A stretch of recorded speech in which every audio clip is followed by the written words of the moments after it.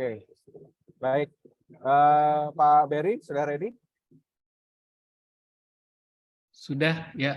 Sudah. Selamat pagi semuanya. Ya, silakan Mas Bim. Baik. Kita mulai saja ya. Jadi ada beberapa pengantar untuk kegiatan dari kita pagi ini. Jadi saya juga akan sedikit men-sharingkan mengenai apa yang kita sebelumnya bahas di kegiatan Technical Working Group Satu Sehat kebetulan ya untuk persiapan dari satu proses untuk teman-teman ini transformasi digital di fasilitas kesehatan. Jadi kita banyak kemarin mendiskusikan mengenai bagaimana persiapan untuk kalau pertama-tama mau melakukan transformasi digital. Nah, saya share sedikit ya di sini. Oke. Jadi model proses bisnis untuk melakukan transformasi digital dan adopsi rekam medis elektronik lembaga pakai RME. Ya, baik. Kita coba lanjutkan ya. Jadi konversi untuk digitalisasi itu bukan hanya konversi dari analog ke versi digital, tapi juga mengenai proses adaptasi dan transformasi itu terkait dengan usaha atau vaskes.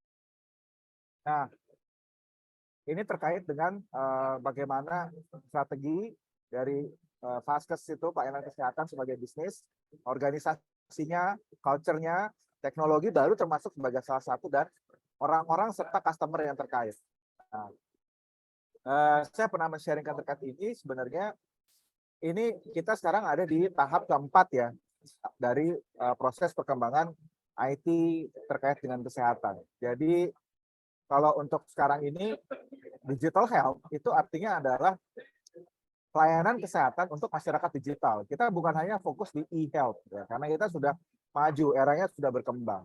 Nah, jadi transformasi strategi digital ini perlu dibarengi dengan fungsional strateginya dan strategi bisnisnya. Makanya sesi hari ini kita akan membahas tentang change management karena sangat penting untuk mempersiapkan proses perubahan yang sangat signifikan. Bahkan ke depannya nanti akan terus ada transformasi yang lebih lanjut, yang lebih advance. Nah, fokus kita adalah value creation di pelayanan. Jadi perubahan menggunakan RME itu adalah salah satu fundamental untuk membuat proposition baru, ya. Jadi value baru yang kita mau tawarkan kepada klien, customer maupun ya pasien kita juga, ya. Jadi bagaimana membangun patient engagement dan bagaimana untuk customer engagement.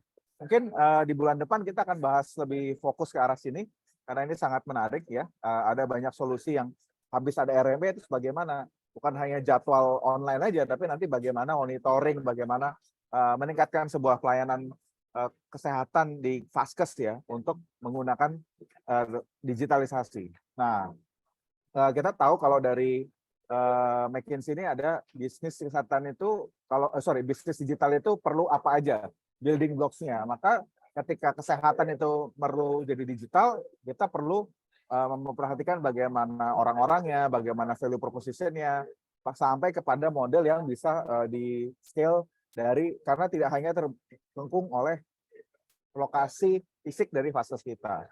Ya. Indikator untuk membantu audit proses transformasi digital ini ada beberapa. Ya, jadi misalnya ini dari HIMSS, ya, ada yang Digital Health Indicator untuk Digital Health Ecosystem. Ya, ini nanti akan kita bahas lebih detail di lain kali, ya, karena kalau sekarang nggak cukup waktunya. Sementara pemerintah itu Kemenkes kemarin bekerja sama dengan SISU untuk menciptakan kematangan digital. Mungkin dari saya seperti itu dulu karena agak terlalu ribut di tempat saya. Silakan Pak Ferry.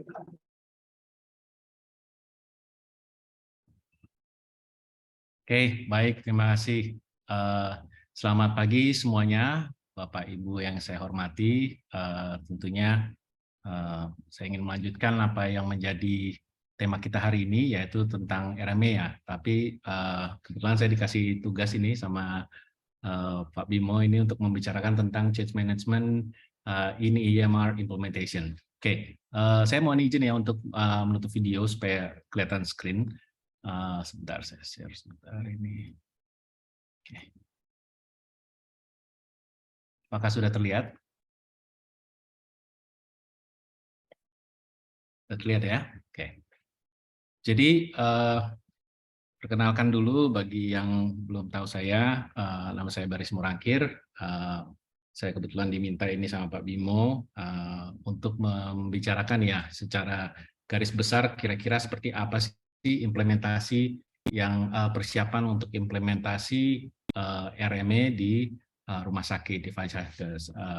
Nah, sebenarnya apa yang akan kita bicarakan ini terkait dengan pengesahan PMK 24 tahun 2022, ya. Jadi dampak kebijakan yang saya juga rasa Bapak Ibu sekalian sudah sangat familiar dengan hal ini.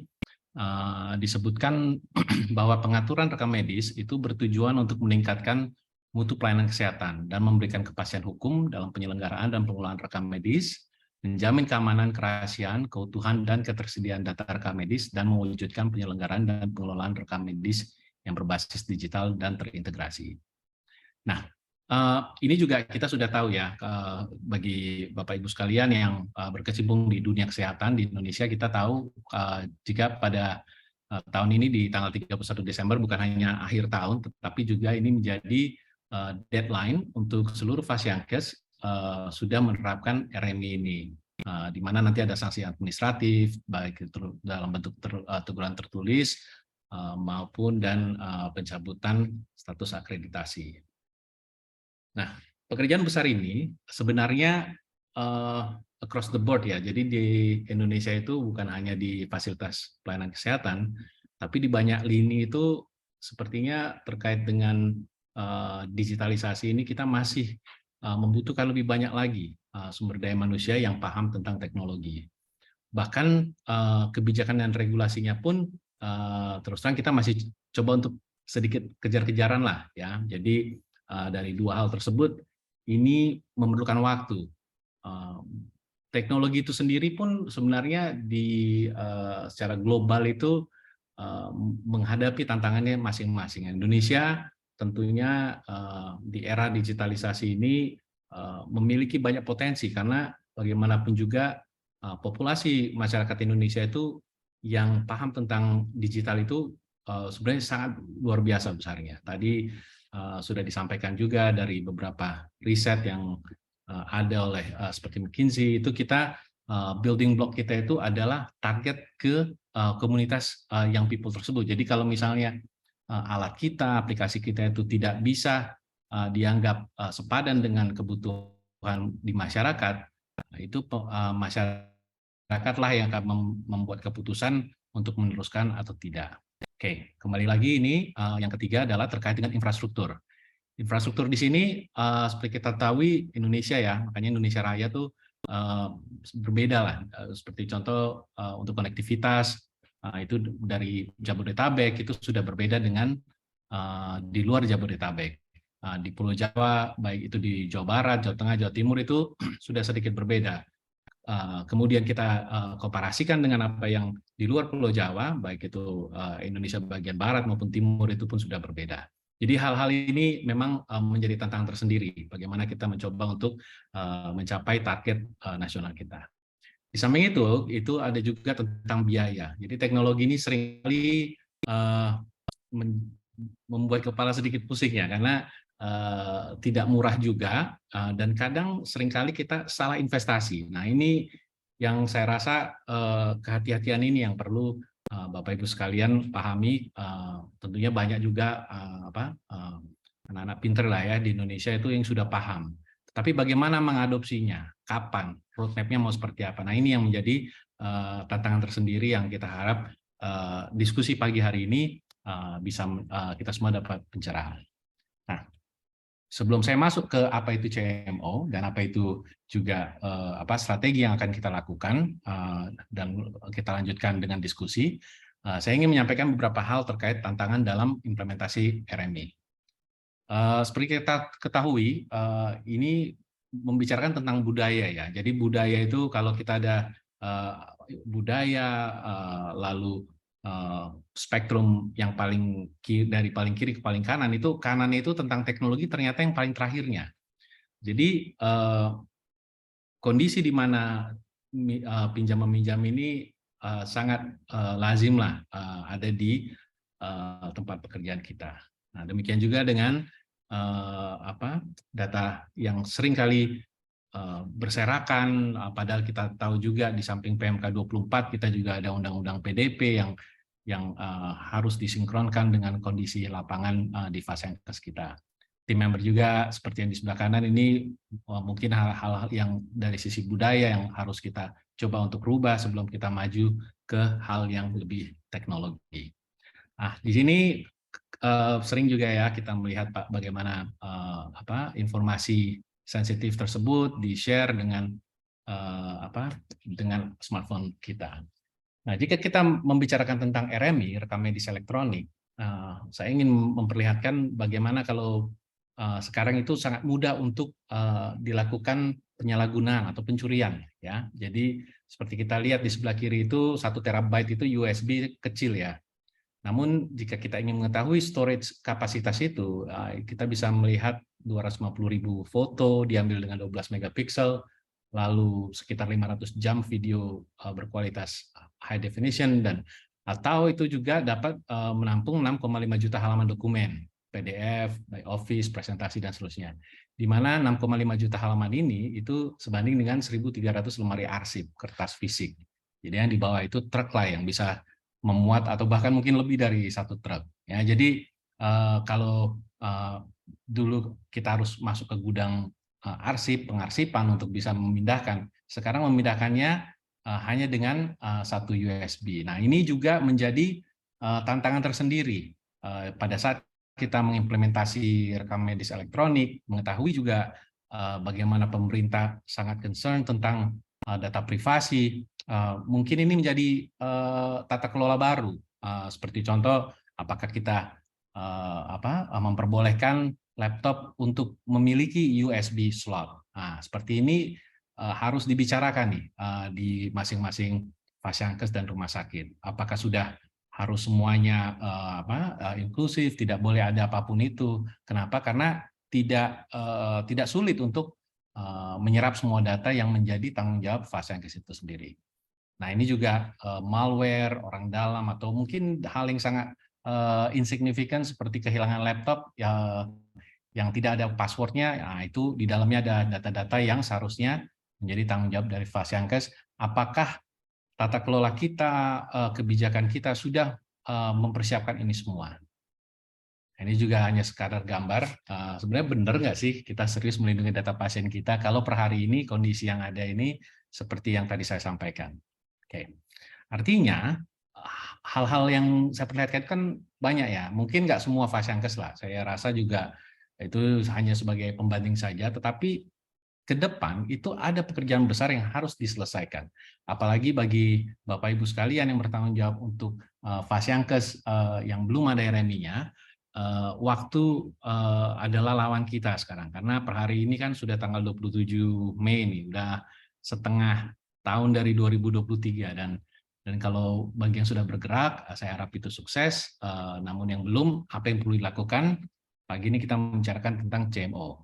Nah, di sini terlihat adalah digital transformation is not about technology at all, it's about the people. Jadi sebelum kita berbicara tentang servernya mau seperti apa, apakah di cloud atau on-site, apakah kita memakai merek-merek tertentu, fiber optik, broadband, apapun itu ceritanya, kita harus mengetahui kalau langkah A paling awal adalah tentang manusianya, kultur kita. Apa sih yang saat ini sedang berlangsung? Bagaimana sih nanti kegiatan berikutnya yang kita harus berhati-hati dalam pengendalian maupun implementasinya.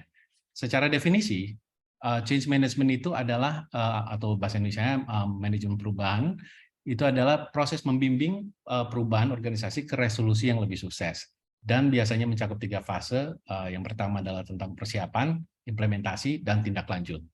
Nah, ini adalah tindakan yang dilakukan pada saat suatu organisasi, Fasiankes itu merubah komponen utama organisasinya seperti budaya, teknologi, maupun infrastrukturnya. Dan seringkali secara teori itu pada saat ada kepemimpinan baru, pergeseran, implementasi teknologi baru, adopsi, maupun regulasi itu sendiri. Saya belum menambahkan situ, tapi itu adalah salah satu rangka kegiatan dari perubahan di organisasi.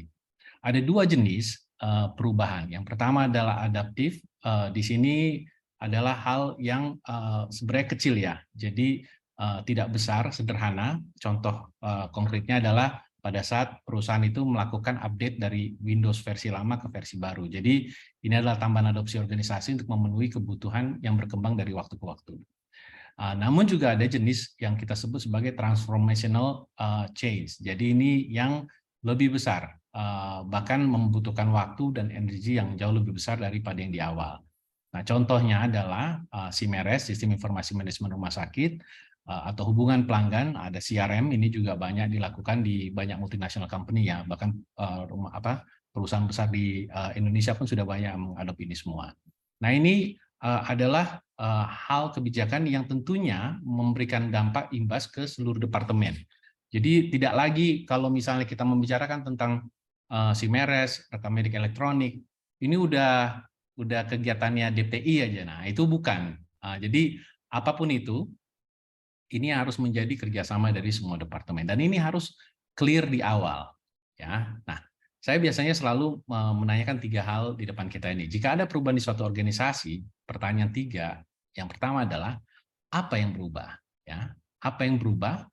Karena pertanyaan ini nanti yang akan mencakup roadmap kita, apa checklist kita dan seterusnya. Lalu pertanyaan kedua adalah apa yang sebenarnya akan berbeda karena perubahan tersebut. Lalu yang ketiga adalah siapa yang akan kehilangan apa.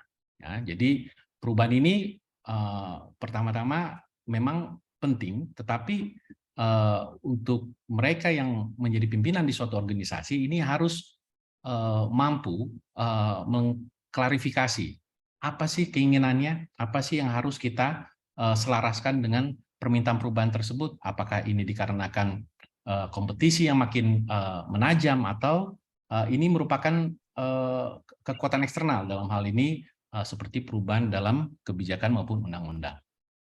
Nah, ini ada beberapa teori yang nanti Bapak Ibu bisa baca search internet ya, ada seperti contoh model Levin's Change Management Model, Prosky-Edgar Change Management Model juga, Bridge Transition, Core 8-Step Model for Change, Kubler-Ross, Change Curve, dan masih banyak yang lain, cuman ini hanya beberapa contoh saja yang saya sampaikan, kalau memang teori itu ada.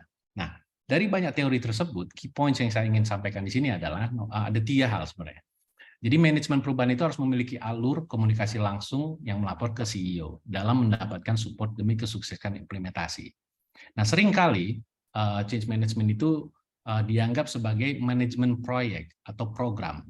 Oleh karenanya sering diposisikan di tempat yang tidak pada tempatnya. Kenapa? Karena change management ini sebenarnya seperti yang saya sampaikan di awal, ini bukan membicarakan tentang teknologi yang harus dirubah. Teknologi kalau mau dirubah, beli saja yang kapasitasnya lebih besar, storage-nya lebih besar, CPU-nya lebih besar, mungkin yang tadinya 3 rak sekarang jadi 13 rak atau apapun itu. Nah, itu saya rasa kalau misalnya orangnya sudah memenuhi standar, capaian-capaian yang memang sudah seperti demikian, itu tidak masalah. Itu mungkin masuk ke adaptif tersebut. Tetapi kalau misalnya kita melakukan snapshot, memperlihatkan mana yang belum, bahkan budayanya saja yang tadi saya sampaikan masih masih simpang siur gitu ya. Nah, ini harus dekat dengan yang nomor satunya di perusahaan tersebut. Nah, kenapa? Karena kita harus merespek atau melihat kalau tata kelola itulah nanti yang akan membuat kesuksesan suatu implementasi atau tidak. Nah, yang ketiga itu juga menjadi segue diskusi kita adalah di global company, di banyak company yang sudah sukses tentunya ya. Jadi tergantung dari mana posisi kita. Kalau kecil mungkin stafnya 10-20 orang itu masih tidak masalah lah ya, tidak perlu. Tapi kalau misalnya kapasitasnya sudah besar dengan banyak stakeholder di dalamnya, ya, itu organisasi itu yang terkemuka itu sudah beralih. Jadi kalau misalnya mereka membicarakan change management dari proyek ke proyek, mereka sudah berubah ke proses kapabilitas dan kompetensi manajemen perubahan yang dilembagakan. Ya, jadi sebagai pembeda kompetitif, kenapa? Karena mereka misalnya nih ada company mereka yang di North America, ada yang di South America, ada yang misalnya di Asia Pasifik dan seterusnya. Nah, ini mereka harus memiliki nih yang namanya global leader mereka. Kenapa? Karena komunikasi yang tata kelola yang tidak benar ini bukan hanya tidak efektif, bahkan bisa menjadi suatu hambatan dari visi besar company atau organisasi tersebut. Ya, jadi ini adalah 3 key points dari teori tersebut.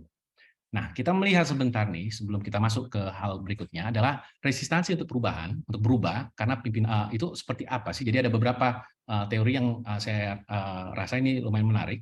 Jadi resistansi change itu kan pasti adalah karena bagaimanapun juga orang itu takut untuk berubah ya. Jadi ketakutan itu dikarenakan mungkin ya dan ini berdasarkan riset yang sudah dilakukan jika organisasi tertentu atau yang tempat orang bekerja itu tidak transparan bagaimana terkait dengan keinginan dari leadership-nya itu untuk transparan itu sebanyak 63% karyawan itu menganggap organisasi itu bagus. Jadi istilahnya kalau misalnya mereka mengetahui wow ini misalnya ada kegiatan di mana akan ada pemotongan karyawan kecuali kalau dilakukan ABC. Nah, itu kalau misalnya pimpinannya bilang, guys, kita ini semua akan agak trouble nih. Jadi gimana kalau kita melakukan ABC? Nah, itu biasanya 63 karyawan itu merasa mereka willing to help. Jadi mereka itu mau membantu. Tapi dari organisasi atau perusahaan yang mereka menutupi hal-hal yang sebenarnya menjadi kesulitan bersama, itu hanya 6% yang menganggap organisasinya itu secara terbuka itu adalah perusahaan yang baik untuk tetap bekerja di situ. Jadi 10 kali lipat dari cara kita being transparent dengan orang yang bekerja di organisasi kita. Yang sebelah kanan adalah terkait dengan apakah karyawan memahami alasan di balik keputusan pemimpin mereka. Nah, hanya 15% yang paham. Jadi kalau misalnya kita ada 100 orang, apapun gerakan kita untuk melakukan perubahan, itu paling banter itu 15% itu paham. 85% yang lainnya itulah hati yang harus dimenangkan. Oleh karenanya ini menarik karena inilah yang membuat change management atau dalam artian PR itu ternyata salah satu paling atas itu adalah cara kita berkomunikasi. Jadi komunikasi membuat hal yang clarity-nya itu dipahami untuk semua level, baik dari level yang paling atas, middle management, maupun di end user kita, di mana mereka ada di banyak departemen maupun posisi-posisi yang langsung beririsan langsung dengan konsumen kita atau dengan pasien kita. Ya, jadi ini dua hal yang saya rasa menarik. Nah, kembali lagi. Kita membicarakan tentang change management, artinya dalam hal ini RMI, kita melihat nih snapshot. Ada sistem lama, ada sistem baru, atau mungkin Bapak Ibu sekalian ada yang belum punya sistem sama sekali. Nah ini PR-nya mungkin lebih besar nih, karena udah tanggal 27 Juni, 27 Mei, ya, masih 6 bulan lagi harus selesai nih. Nah, namun yang perlu diperhatikan adalah siapapun yang akan mengomandoi untuk perubahan tersebut, kita harus mengetahui roadmap itu adalah perjalanan. Jadi perjalanan itu harus dipersiapkan yang namanya planning. Ya. Jadi planning harus seperti gambar di sini, planning adalah semacam peta. Ya. Jadi kalau peta itu kan seperti kita ketahui kalau kita jalan nih dari Jakarta mau ke Bandung atau di Jakarta mau ke Surabaya, kan jalan terus ya, tapi kan belum tentu sampai seketika. Nah, perjalanan inilah yang saya harap sangat ditekuni untuk dibuatkan persiapannya, ya, karena itu membutuhkan waktu dan energi yang banyak. Nah, ini ada 3 tipe nih, tipe dari yang saya rasa kita memerlukan tim yang nomor 3. Jadi seperti kita ketahui, di situ ada fixed mindset, growth mindset, dan creative mindset. Nah, nanti yang 1-2 silakan baca, tapi yang sangat dibutuhkan dalam transformasi digital atau dalam penerapan RMI yang kita bicarakan di pagi hari ini adalah kalau bisa tuh tim kita yang memiliki karakteristik sebagai berikut, yang orangnya itu yang bersangkutan tuh mencari tantangan. Ya, mungkin ini different breed ya. Jadi nggak semua orang tuh mau tantangan gitu ya. Tapi cara juga. Jadi kalau kita mau cari orang-orangnya inilah caranya. Orang yang mencari tantangan, mencoba beberapa solusi dan pendekatan, tidak mudah marah atau tidak mudah give up, lalu melihat usaha sebagai permainan. Jadi mereka tuh suka nih, ini tantangan nih, oke saya suka nih makannya. Atau mencari kritik yang bermanfaat. Jadi belum dikritik pun mereka udah menanyakan, by the way gimana sih yang kita lakukan kemarin itu, ada nggak sih cara-cara lebih baik, karena kita masih banyak nih yang harus kita lakukan ke depan, entah 6 bulan lagi, 5 bulan lagi, dan seterusnya. Dan tipe-tipe yang berkolaborasi untuk kesuksesan bersama. Memang ini sudah, jadi gini, kalau yang kanan ini kan artinya ini udah personal types lah ya, jadi dalam artian kita nggak bisa lah mencari orang yang persis seperti ini. Tetapi itu kembali lagi ke siapa yang memimpin, ke siapa yang menjadi timnya, dan bagaimana mengolah tim yang ada, karena apapun itu kita bisa loh merubah people's mindset. Dan ini pelajaran yang saya pribadi juga banyak berkecimpung di hal tersebut. Oke, kita kembali lagi ke change management, tahapan-tahapan. Nah ini teori ya, jadi teori ini nanti silakan bisa ditambahkan, dikurangi atau apapun itu. Jadi change management itu dalam suatu proyek perubahan itu nomor 1 adalah mengidentifikasi change and perform an impact assessment. Ini yang paling awal. 2, develop a plan. 3, communicate the change to employees. 4, provide reasons for the change. 5, 6 employee feedback. 6, launch the change. 7, monitor the change. 8, evaluate the change. Jadi hal ini sebenarnya garis besar yang bisa ditambahin atau dikurangi, tapi ini step-step yang harus kita lalui. Nah, sebelum kita masuk ke yang lebih detail lagi tentang strategi, ini saya taruh aja di sini karena ada kemungkinan sukses, ada kemungkinan gagal. Saya taruh kenapa kemungkinannya itu gagal? Pertama, karena tidak menarik. Kedua, tidak diperlukan. Tiga, tidak dikomunikasikan dengan baik dan benar. Tiga, tidak melibatkan orang yang tepat. 5, implementasinya direncanakan dengan buruk atau bahkan tidak ada rencana sama sekali. Jadi inilah hal-hal yang harus dilihat, dan yang 1, 2, 3, 4, 5-nya pun sudah kita kerjakan. Ini membutuhkan waktu yang lama, ya. Tetapi lama pun kalau tidak pernah, kalau terlalu lama juga itu membuat orang juga langsung give up, ya. Jadi memang membutuhkan waktu, tetapi waktunya itu kapan, dan tidak mungkin perusahaan itu tidak memiliki deadline. Jadi deadline inilah nanti yang harus dibicarakan internal dari masing-masing pemangku kepentingan untuk melakukan monef itu di kemudian hari. Lalu yang ketujuh adalah the reason kenapa ini gagal adalah terlalu sedikit tindak lanjutnya, yaitu follow up, bagaimana kita visiting atau perubahan itu sendiri. Jadi ada juga perubahan yang terjadi pada saat implementasi itu sudah terjadi juga, ya. Jadi ini ada banyak hal, tetapi 7 ini adalah yang paling sering dibicarakan dalam teori change management tersebut. Oke, jadi kita mau ngapain nih? Nah, sekarang kita udah tahu ada PMK 24 2022. Lalu apa nih yang harus kita lakukan langkah awalnya? Yang pertama, kita perlu dulu nih memahami regulasi dan menetapkan di organisasi kita siapa yang bertanggung jawab dalam implementasi RMA tersebut.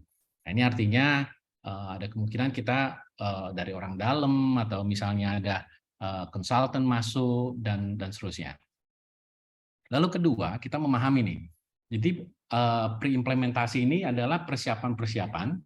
Kalau misalnya kita memiliki departemen IT yang mumpuni, kita minta mereka untuk mempelajari, mempersiapkan structuring budget, lalu planning untuk implementasi, persiapan orangnya, SDM, dan seterusnya. Ya, jadi itu pre-implementasi. Implementasi itu hanya menjalankan apa yang pre-implementasi ini sudah dilakukan. Jadi kalau misalnya Bapak Ibu merasa, wah kami DPT kami nggak punya ini, kami mau nggak mau harus orang luar nih, atau mencari vendor gitu. Nah, apapun itu ceritanya, terutama vendor, kita harus memahami juga hubungan kerja kita dengan pihak ketiga ini harus tajam nih. Jadi yang namanya kita memiliki kerjasama itu baik. Dan tidak masalah juga, saya rasa itu ada hal yang biasa, apalagi sekarang tidak mungkin suatu organisasi bisa menciptakan A sampai Z, jadi kemungkinan itu ada vendor itu hal yang biasa. Namun yang penting adalah kita harus tahu dulu nih, apa sih yang kita mau sebagai owner, sebagai pemangku kepentingan dari suatu organisasi, agar pihak ketiga ini pada saat mereka masuk, kita yang memiliki kontrol dari pekerjaan mereka.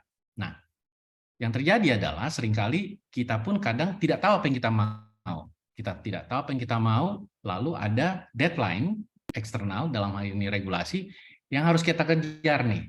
Ya, jadi jadi waktu itu ada beberapa pertanyaan juga pada saat saya memberikan presentasi atau diskusi, itu ditanyakan, loh kalau gitu vendor lah yang 100% harus bertanggung jawab. Lalu saya berpikir dalam diskusi menyampaikan dalam diskusi tersebut, ya tergantung kontraknya gitu. Jadi kalau kontraknya itu bunyi untuk apa yang akan kita geser, baik itu dalam hal budgetingnya maupun dalam hal responsibility-nya, itu harus tertera di kontrak. Ya, jadi kontrak itu adalah cara kita mengundangkan. Jadi kayak undang-undangnya antara kita dan pihak satu dan pihak dua itu harus detail, ya. Jadi detail, the devil is in the detail. Jadi kita nggak bisa lagi after, tetapi sebaiknya sebelum, ya. Jadi itu pre-implementasi dan post-implementasi. Post-implementasi itu sebenarnya adalah cara kita juga mengetahui bagaimana nih kondisi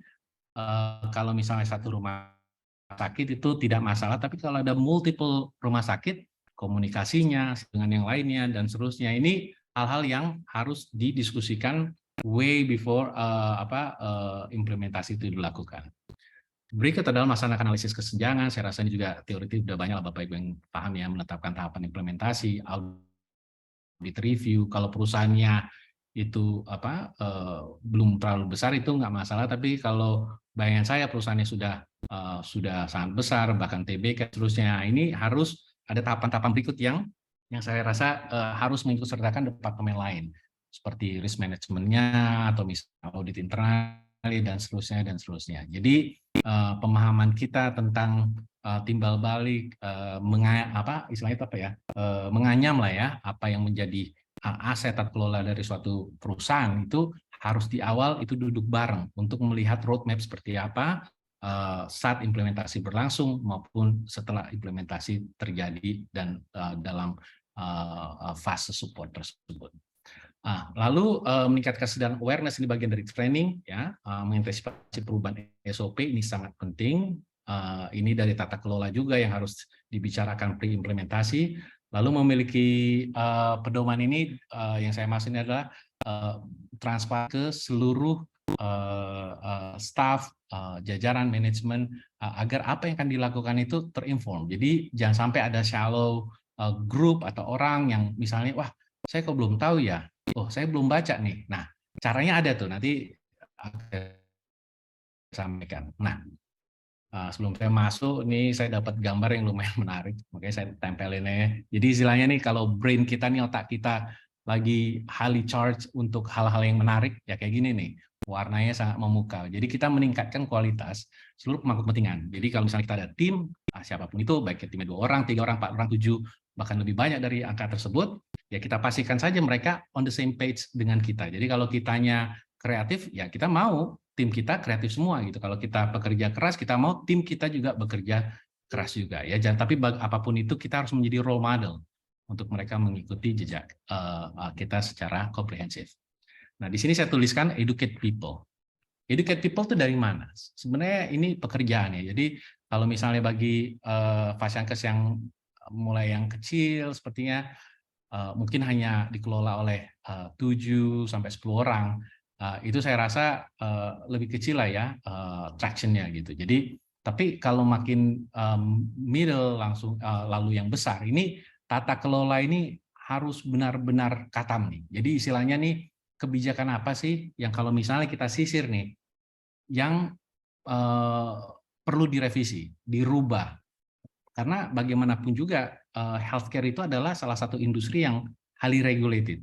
Bukan hanya highly regulated, maksudnya yang banyak sekali regulasinya, tetapi juga industri yang kalau menurut saya itu banyak gap-nya. Jadi banyak dari mereka yang ternyata sangat tidak paham dengan teknologi ya. Maksud saya juga kalau ditanya TikTok sama anak saya juga, mereka jauh lebih jago dari saya. Tapi yang poin yang saya akan sampaikan di sini adalah teknologi ini adalah sesuatu yang selalu ini berubah ya, forming terus. Jadi kalau kita tidak keep up dengan apa yang baru, yang terkini, bagaimana cara orang menghack sistem kita dan seterusnya, ya kita ketinggalan gitu. Jadi ini adalah sesuatu yang terus berlanjut. Nah, banyak di jenjang organisasi yang kita harus bantu. Makanya cara kita men-share informasi yang terkini itu harus ada caranya ya. Jadi kembali lagi, tata kelola ini harus benar-benar kita fixkan sebelum kita maju mencari entah itu vendor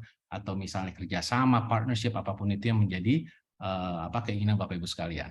Nah, website ini website terbatas, artinya website yang bisa dilihat hanya dari lingkungan organisasi saja. Jadi kan di situ banyak proprietary ya. Jadi proprietary artinya hal yang khusus yang nggak boleh orang lihat dari luar karena persaingan bisnis dan lain sebagainya. Nah, materi ini harus disiapkan sedemikian rupa, namun juga harus berjenjang. Jadi kalau misalnya kita memberi pengetahuan dengan direksi, lalu direksinya nanti ke middle part manajemennya, lalu dari mereka juga ke tim kecilnya, all the way sampai paling bawah, itu harus berjenjang. Jadi karena kalau misalnya 10 orang kita handle 100, kalau ribuan, puluhan ribu, nah itu udah sangat sulit lah kalau kita tidak memiliki game plan yang baik. Tapi untungnya sejak COVID itu kan kita pakai Zoom ya, jadi Zoom, Jimit barangkali ini kalau saya rasa akselerasi untuk pemahamannya jauh lebih dimudahkan lah dibandingkan kalau kita belum terbiasa dengan konfirmasi video training tersebut. Oke, yang ketiga adalah training. Jadi training. Jadi apapun itu kalau kita mau sukses atau nggak sukses, Itu tergantung bagaimana cara kita men-train. Jadi metodologinya, kontennya, isinya, apapun itu yang kita sampaikan, itu yang menjadi kuncian. Nah, memang ini tantangan nih. Jadi apapun yang saya sampaikan di sini ada tweak lah. Jadi tidak semua organisasi itu sama, ya.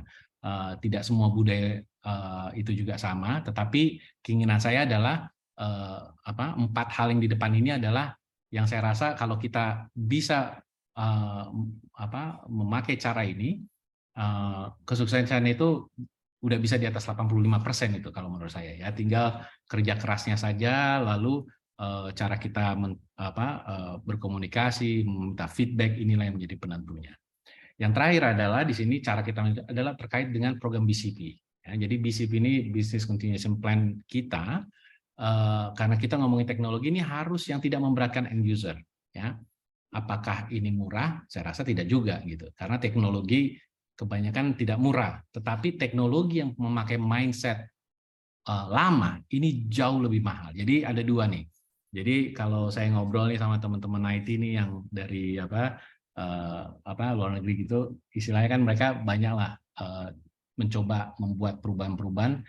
Jadi kalau yang paling sulit, yang paling mahal itu adalah implementasi teknologi di organisasi yang belum berubah dulu nih mindset dan budayanya. Kenapa? Karena pada saat itu dilakukan, ini justru akan menjadi hal yang expensive, yang mahal. Kenapa? Karena caranya saja sudah tidak benar gitu. Jadi kebanyakan kita itu teknologi itu ada yang lahirnya itu cara integrasi satu dengan yang lain itu hampir monthly. Jadi kalau kita tidak tahu nih, oh sekarang teknologinya udah yang seperti ini.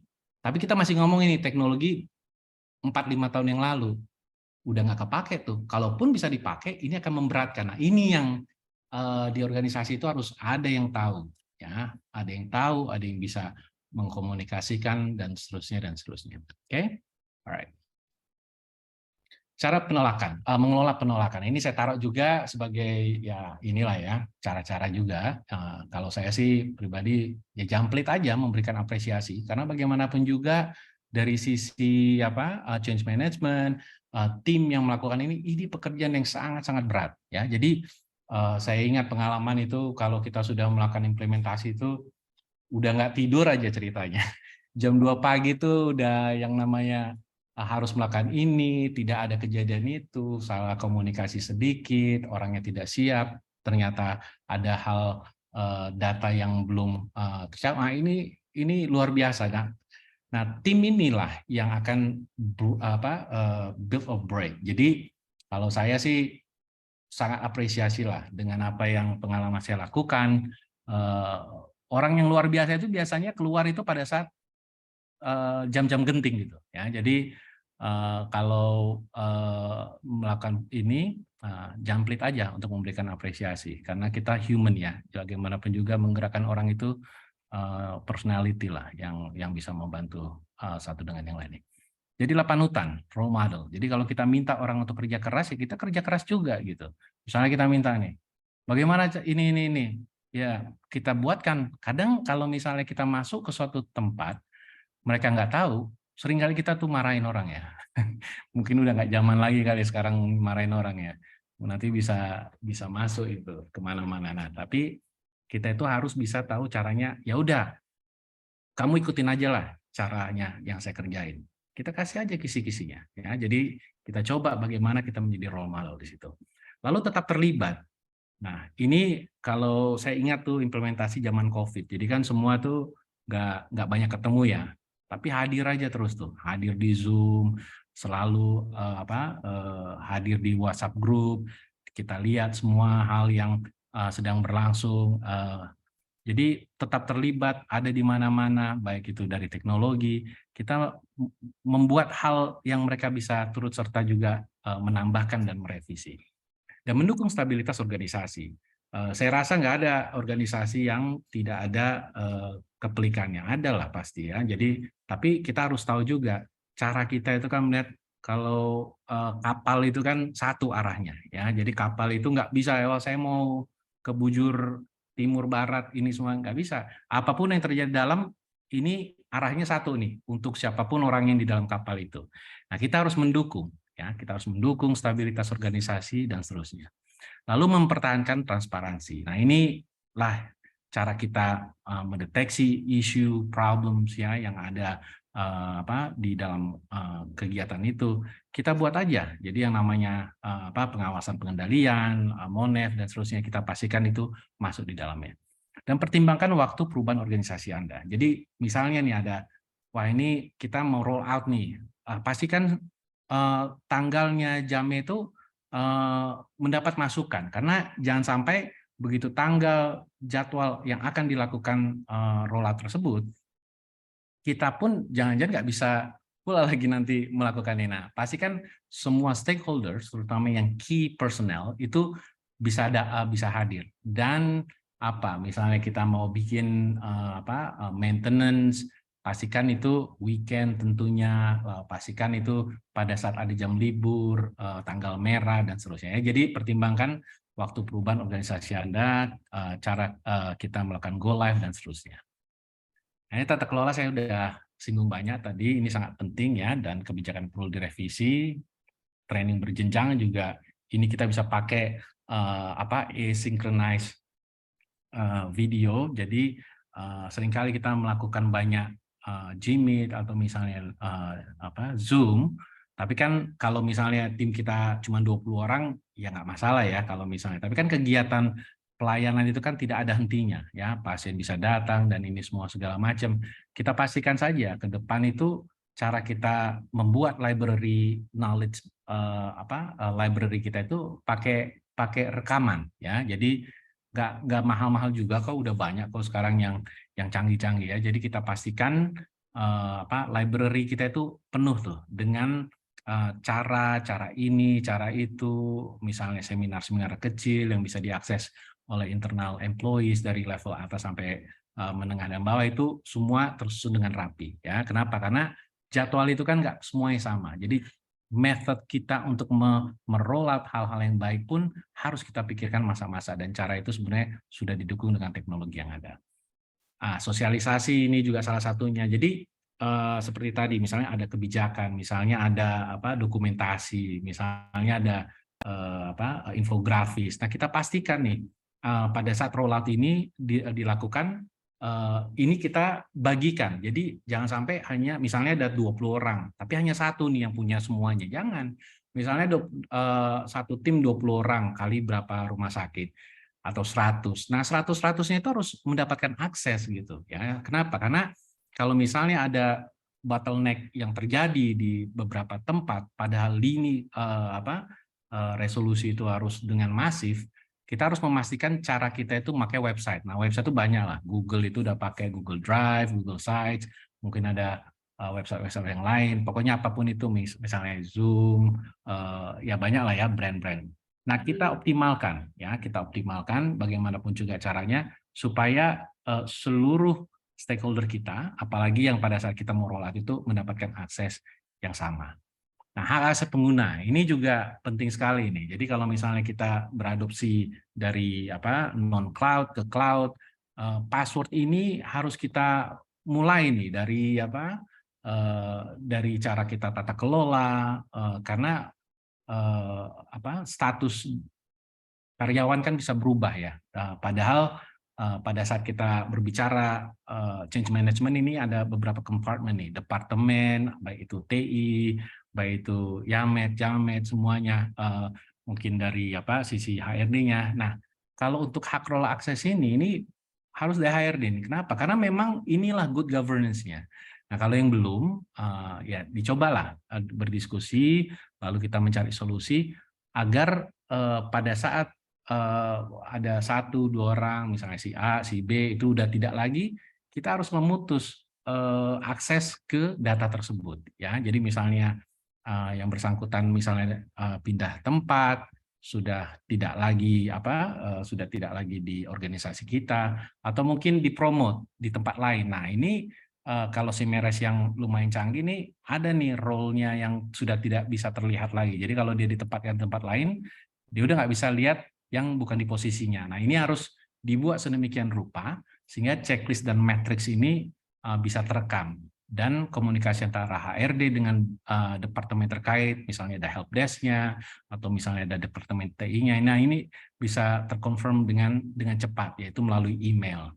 Ya, jadi budaya membaca email ini juga hal yang harus dimulai dan seterusnya. Tapi banyak perusahaan yang sebenarnya email udah hal yang maklum ya. Jadi orang juga sudah memakai email dengan optimal. Tapi kalau yang belum, kita coba untuk mengoptimalisasikan membaca email kita. Oke.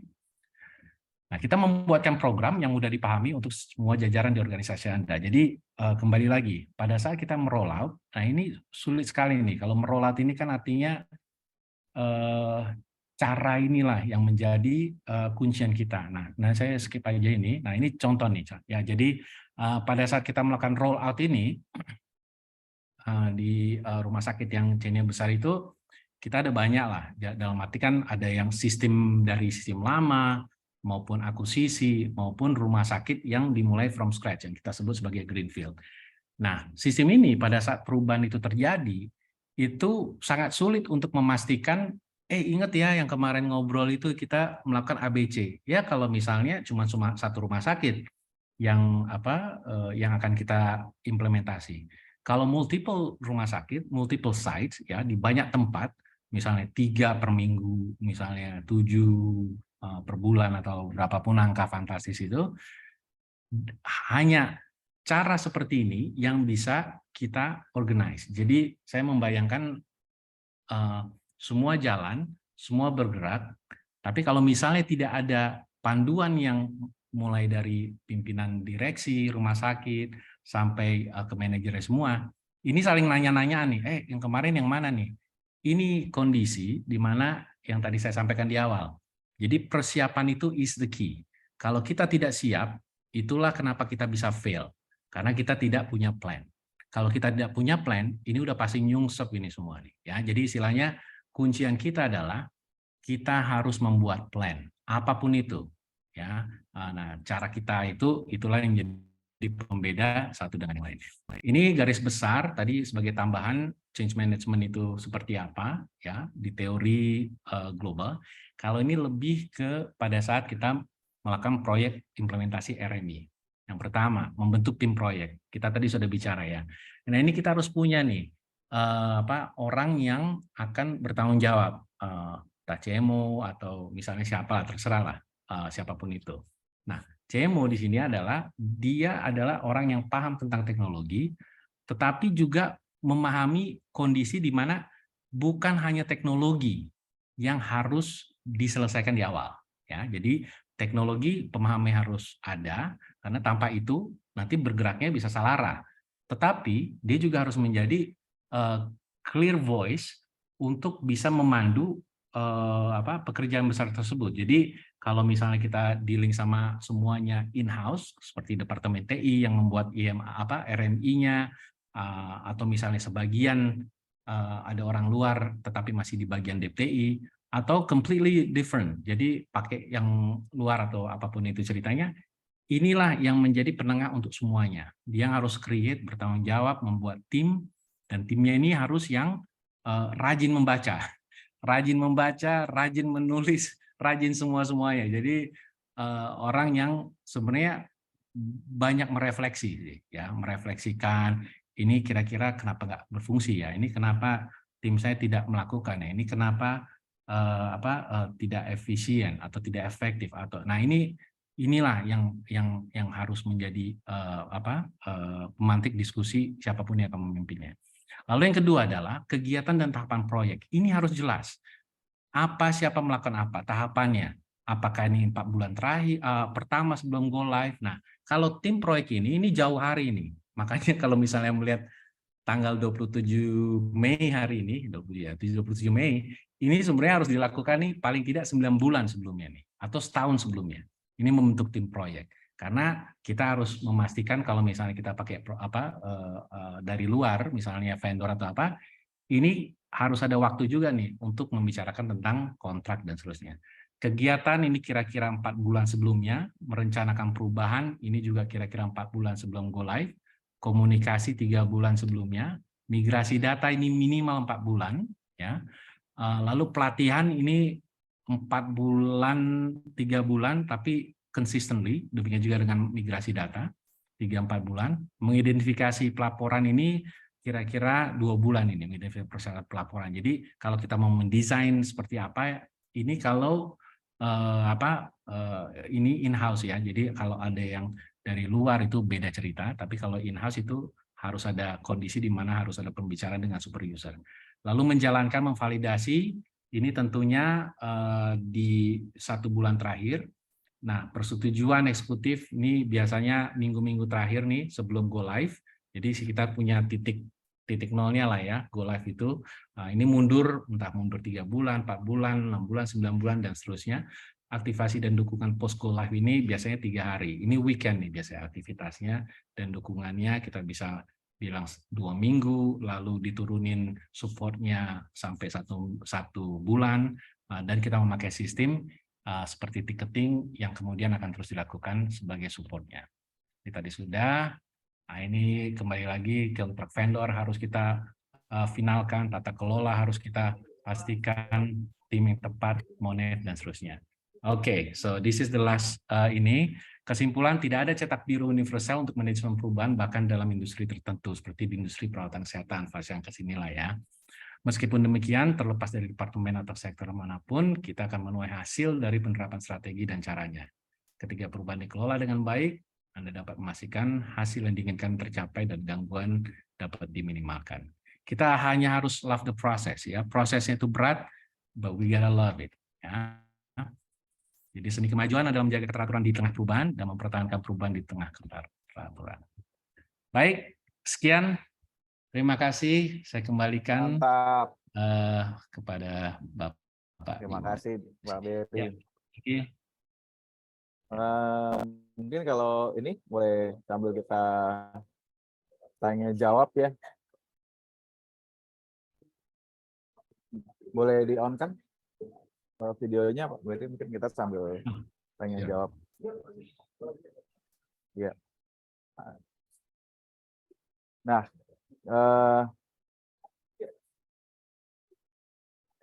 jadi ini prosesnya ini menarik ya. Sebenarnya tadi itu ada satu slide yang bisa timeline ya. Kayaknya bisa timeline tuh ya. 9 bulan counter. Karena itu pertanyaan semua yang mau mulai itu. Apalagi kalau yang belum ada ya. Kemarin itu sebenarnya cukup banyak loh rumah sakit, vaskes gitu ya emang belum pakai RME. Mungkin SIM secara umum udah, tetapi RME ya minimal pendaftaran ya. Setahu saya sekarang itu minimal pendaftaran sudah ada gitu. Nah, tapi belum masuk ke substansi RME-nya sendiri gitu. Mungkin kalau ada yang mau bertanya langsung silahkan di Q&A, pertanyaannya tadi tentang materi ya, nanti akan boleh di-share ya ini Pak Beri, berarti materinya nanti kita share untuk PDF-nya aja dari webnya DigiHealth nanti. Oke, dari pertanyaan langsung, ada yang mau bertanya langsung silahkan. Kalau ada yang mau bertanya langsung, kita sudah mulai interaktif. Di sini juga rekan-rekan dari Bisnet sudah hadir. Oke, saya silakan ini Pak Adrianto, Dr. Adrianto, silakan. Iya, Dok. Sorry, suara saya terdengar, Dok ya? Jelas. Oke. Silakan.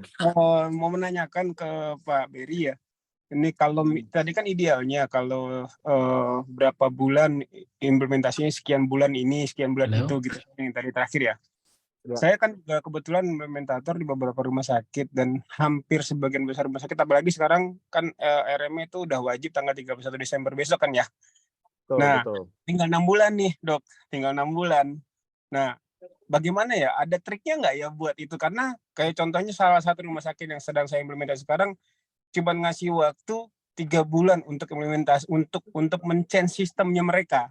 Coba ngasih waktu cuma 3. Ada juga yang dulu pernah rumah sakit emang mereka nggak minta perubahan banyak, malah hampir nggak minta perubahan, minta di-change sistemnya mereka. Saya cuma dikasih waktu 2 minggu malah.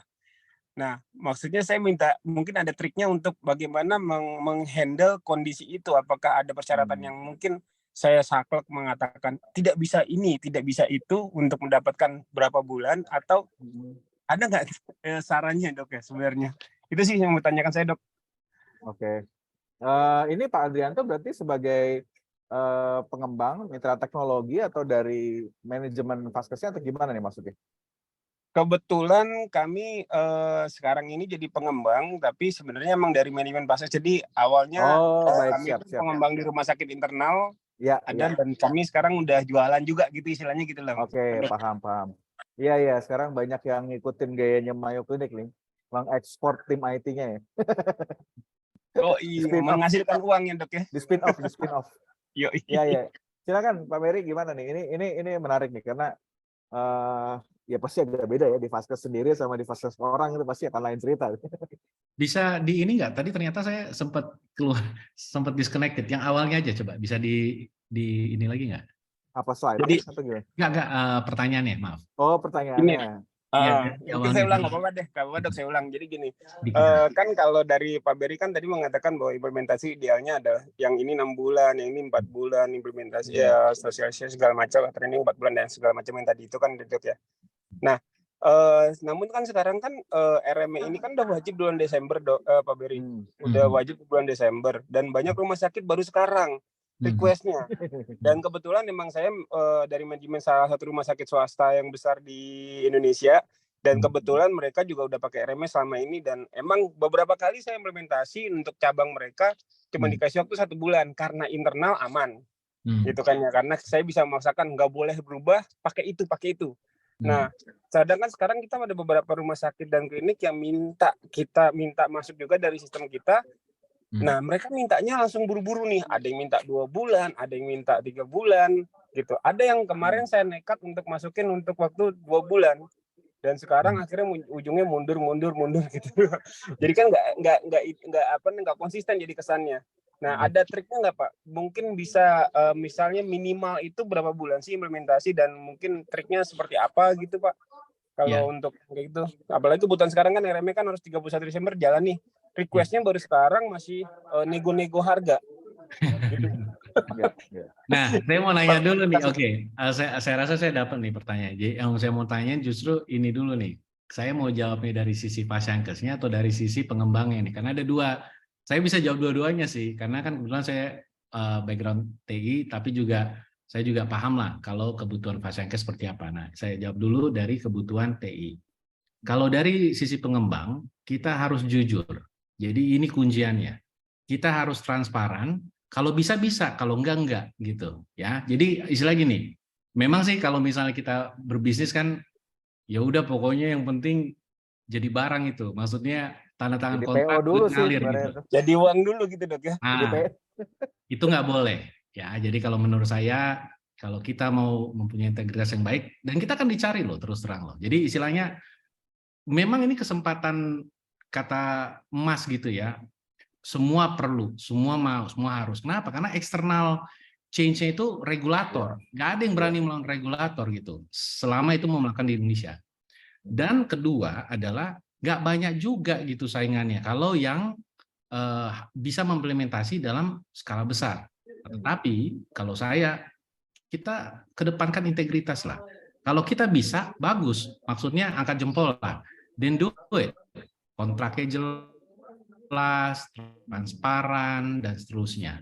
Nah, kalau misalnya tidak bisa, kita disclose di kontrak kita juga. Kenapa? Karena dengan demikian, kita tuh, yang seperti tadi saya bilang tuh, kunciannya itu adalah penajaman di kontrak. Kalau misalnya kita memang bilang, ini tidak mungkin Pak, atau tidak mungkin Bu Dokter, ini hanya bisa ini saja misalnya fiturnya. Kita tuliskan, kita berikan pemahaman, kalau perlu diajak orang lainnya yang menjadi pihak ketiganya gitu ya, untuk menjelaskan dalam bahasa yang dipahami.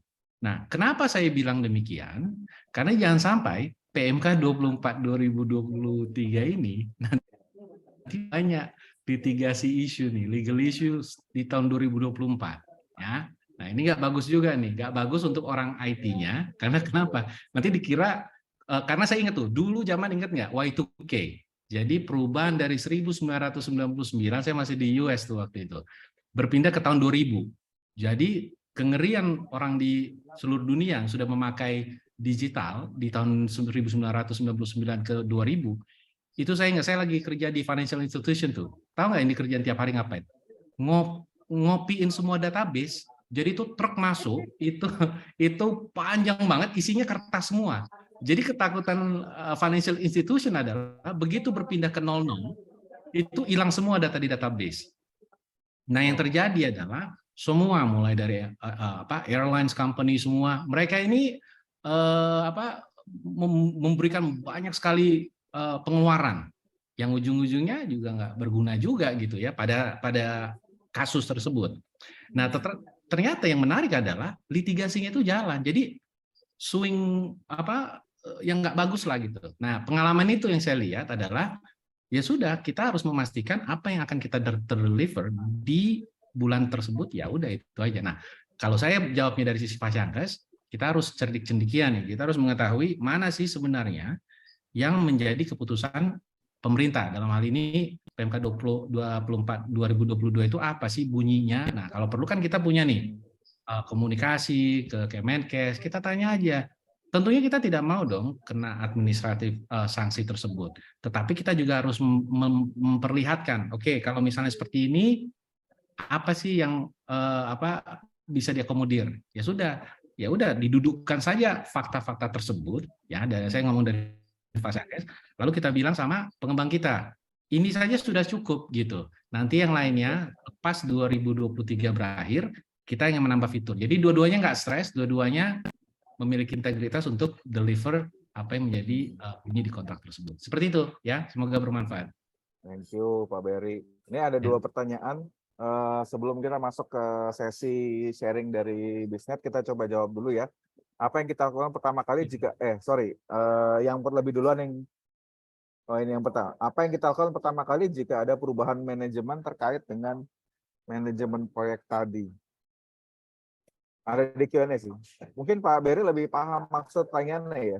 Atau Pak Ferdi mau menyampaikan secara lisan atau gimana Pak? Udah ketangkap belum pertanyaannya ini? Kalau saya agak bingung dengan istilahnya. Iya, karena ada yang dirubah lalu sebentar. Saya lagi nyari kata singkat. Pak Ferdi kalau mau ya, langsung bicara sampaikan silakan. Udah di ini Pak Ferdi Ramadhani. Ya, apa yang kita lakukan pertama kali jika ada perubahan manajemen terkait dengan istilah manajemen proyek? Mungkin change management itu bukan sebuah manajemen proyek ya. Mungkin bisa dijelaskan dari situ dulu mungkin.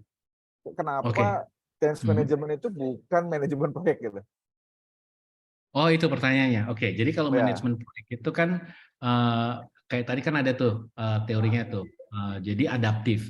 Jadi change management itu ada hal-hal yang proyek itu. Jadi misalnya proyek nih, DTI lah, Departemen TI itu biasanya ini ada nih Windows atau misalnya software-software apa dikerjakan gitu.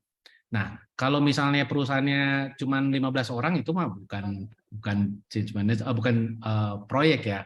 Kalau proyek itu kan datang misalnya cabling apa semuanya itu proyek itu kecil ya. Artinya kita tidak harus merubah tata kelola, itu akan tercapai gitu ya. Jadi proyek-proyek itu istilahnya tuh digeser nih, ditambah AC-nya supaya server room-nya seperti apa. Itu nggak ada tuh yang namanya perubahan tata kelola.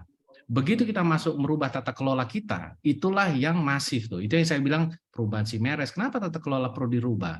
Karena bayangkan kalau misalnya, makanya tadi saya sampaikan slide itu kan di awal tuh tantangan RMI kan, kita aja masih fotoan ya kan, kita aja masih berdiskusi, kita masih melakukan hal-hal yang budayanya ini saja itu harus diselesaikan di awal karena teknologinya akan menyusul ya. Jadi itu bedanya.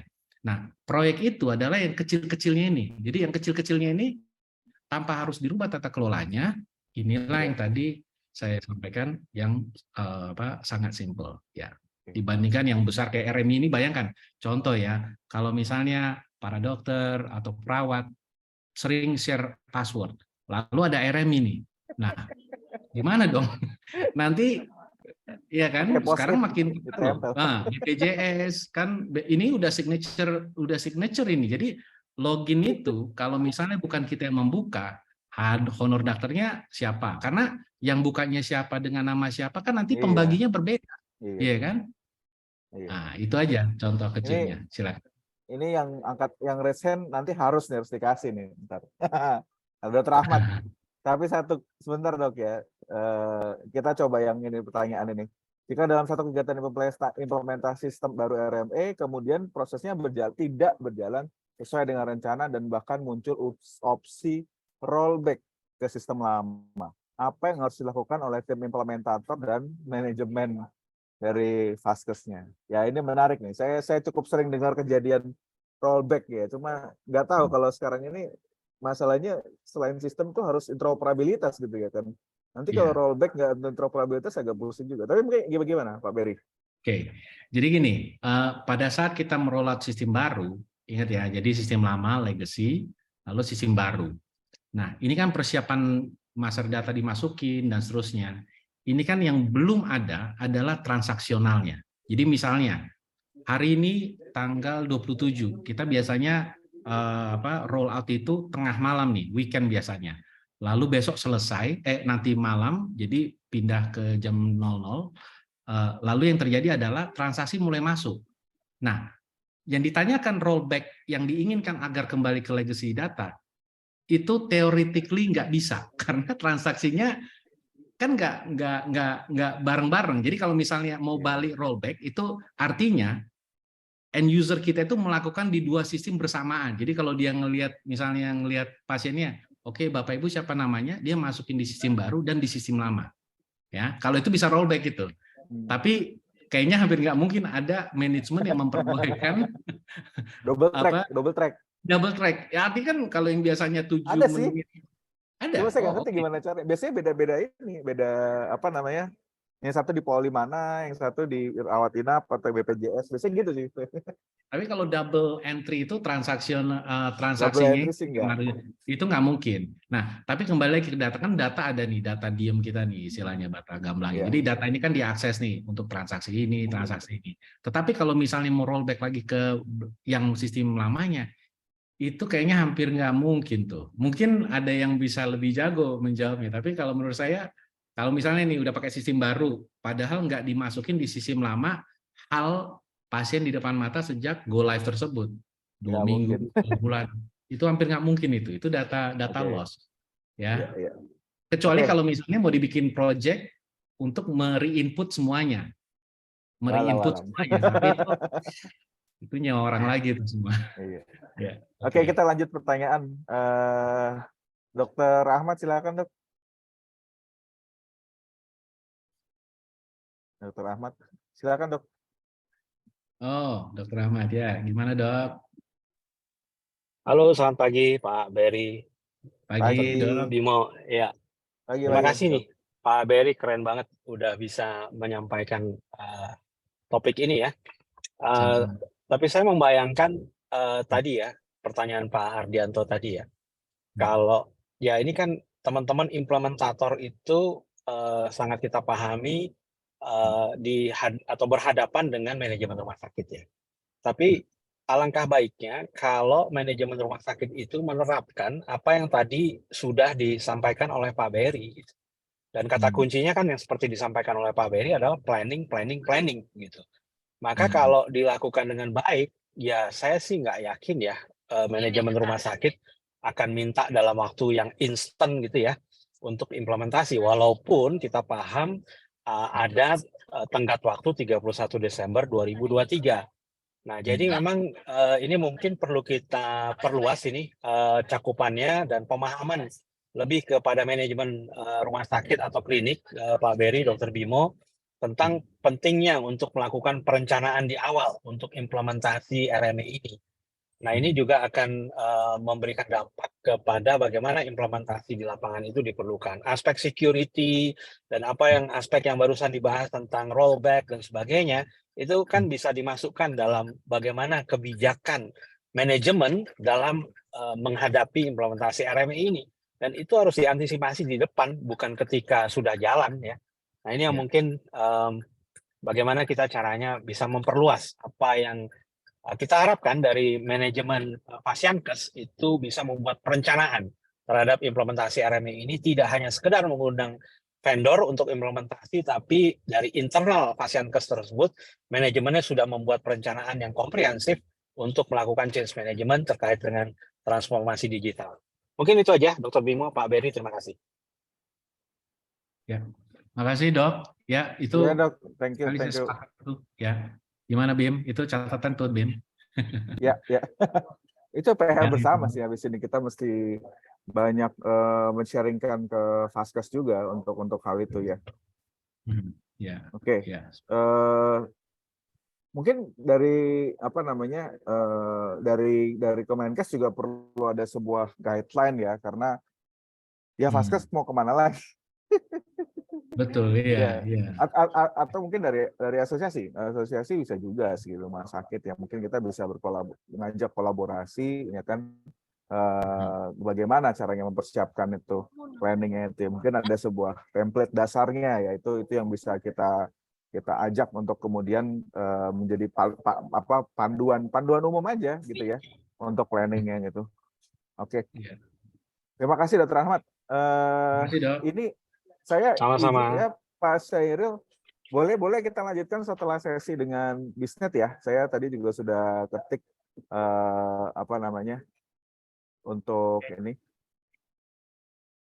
Oke. Dari Bisnet yang akan sharing siapa? Boleh dimulai.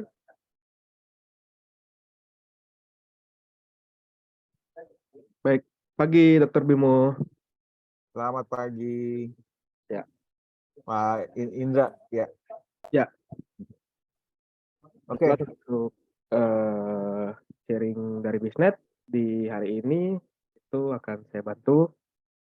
Jadi sebelumnya izin share screen ya, Dr. Bimo. Ya, silakan.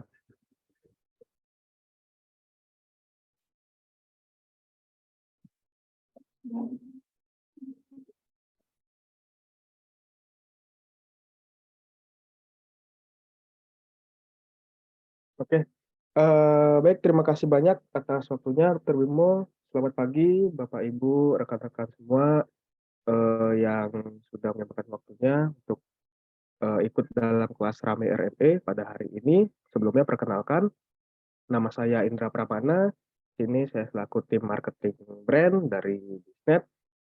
Mungkin beberapa sudah ada yang pernah tahu atau pernah dengar mengenai Bisnet, atau bahkan mungkin pernah menggunakan layanannya, atau mungkin belum mengetahui sama sekali apa itu Bisnet. Ya, mungkin di sini saya juga akan mengenalkan lebih dalam mengenai siapa sih itu Bisnet, apa sih itu Bisnet gitu ya. Oke, jadi Bisnet adalah perusahaan infrastruktur digital terintegrasi di Indonesia, menghadirkan layanan internet, data center, cloud computing, dan IPTV. Jadi kami berkomitmen untuk membangun infrastruktur modern untuk mengurangi kesenjangan digital antara Indonesia dengan negara berkembang lainnya. Untuk saat ini, Bisnet sudah tersedia di lebih dari 180 kota di sepanjang Pulau Jawa, Bali, Sumatera, bahkan hingga Flores dan Pulau Timur di Nusa Tenggara Timur. Oke, untuk visi kami yaitu Indonesia di mana setiap individu dan bisnis dapat terhubung dengan lancar untuk menggapai potensi mereka secara individu dan kolektif. Untuk misi kami menjadi perusahaan solusi jaringan dan multimedia melalui komitmen kami untuk inovasi kelas dunia, infrastruktur, dan jasa. Bisnet merupakan bagian dari Midplaza Holding. Midplaza Holding sendiri adalah perusahaan dengan beragam industri yang telah dikenal dengan inovasi integritas dan kehandalannya. Nah, berikut ini beberapa perusahaan yang ada di bawah naungan dari Midplaza Holding. Sedikit mengenai Bisnet Milestone, jadi mulai tahun 2000, itu Bisnet sebagai perusahaan penyedia layanan internet yang menyediakan layanan internet untuk segmen korporasi. Lalu di tahun 2005, Bisnet mulai menghadirkan layanan internet dengan jaringan berbasis fiber optik. Selanjutnya, tahun 2012, Bisnet resmi meluncurkan Bisnet Techno Village. Dan Bisnet meluncurkan Bisnet Home, yaitu layanan internet plus kabel TV untuk perumahan dan apartemen. Di tahun 2018, kami melakukan upgrade jaringan fiber optik ke teknologi The New Bisnet Fiber. Jaringan fiber terbaru yang didukung oleh teknologi terdepan dengan performa yang lebih baik dan kapasitas yang lebih besar. Lalu di tahun 2020, Bisnet meluncurkan Bisnet IPTV untuk menggantikan layanan Bisnet kabel TV sebelumnya. Nah, IPTV ini adalah TV interaktif yang menyajikan program hiburan dengan kualitas 4K terbaik yang dapat diakses menggunakan jaringan The New Bisnet Fiber Network. Dan di tahun 2022, BISNet terus melakukan proses pembangunan infrastruktur jaringan kabel fiber optik bawah laut yang menghubungkan Pulau Jawa, Sumatera, dan Bangka dengan nama BISNet Nusantara Cable System One. Selama 22 tahun pengalaman BISNet, untuk saat ini sudah lebih dari 85.000 kilometer total panjang kabel fiber optik yang kita gelar. Lalu ada lebih dari 2 juta home pass untuk jaringan BISNet Home dan manpower dengan lebih dari 3.400 individu terbaik di Indonesia. Berikut ini adalah beberapa referensi pelanggan BISNet. Jadi, berbagai sektor korporasi terdepan telah mempercayakan BISNet untuk mendukung kegiatan bisnis dan operasional, termasuk dari industri keuangan, hospitality, oil dan gas mining, dan lainnya yang ada di sini. Lalu, produk yang baik tidak terlepas juga dari servis atau pelayanan yang kita berikan. Kami memiliki 500 kontak center agent yang tersebar di 4 provinsi di Indonesia, yaitu di Jakarta, Jawa Barat, Yogyakarta, dan di Bali. Untuk pelanggan kami bisa memiliki 4 metode untuk menghubungi kontak center kami, yaitu melalui telepon, sosial media, email, atau live chat. Nah, The New BISNet Fiber Network. Apa itu The New BISNet Fiber? Jadi, The New BISNet Fiber itu merupakan jaringan fiber terbaru yang didukung oleh teknologi canggih dan andal. Jadi, jaringan ini menawarkan layanan internet dengan performa terbaik dan kapasitas yang jauh lebih besar. Jaringan fiber terbaru akan menjawab semua tantangan di masa depan. Sehingga The New BISNet Fiber menawarkan pilihan layanan internet terbaik untuk mendukung kebutuhan usaha maupun pribadi.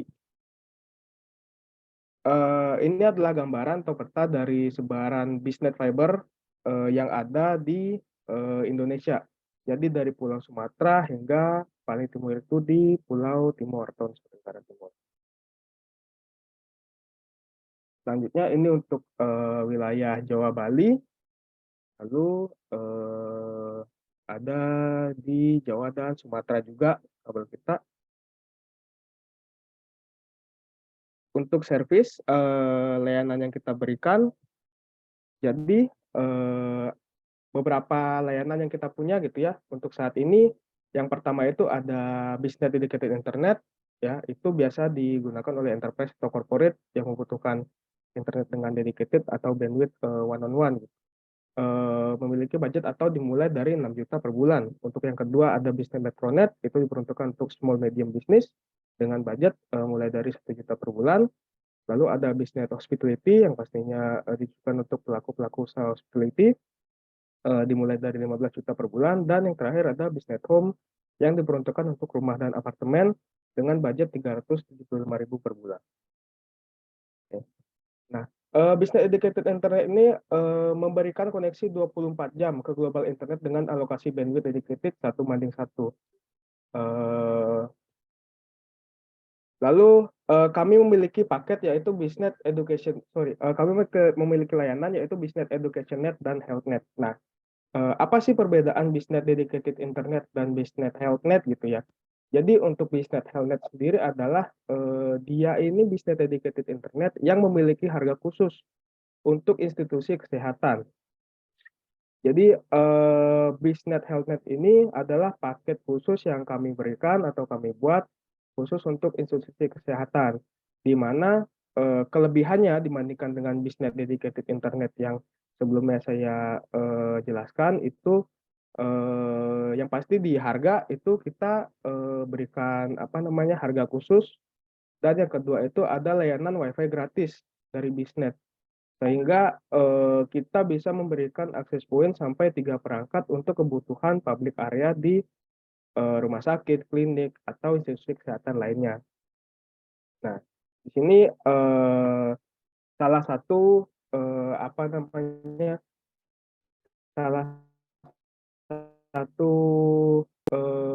tujuan kita juga mengedepankan kesehatan dari segi kesehatan dan pendidikan juga untuk di beberapa layanan yang memang kita buat khusus gitu ya untuk education dan health net.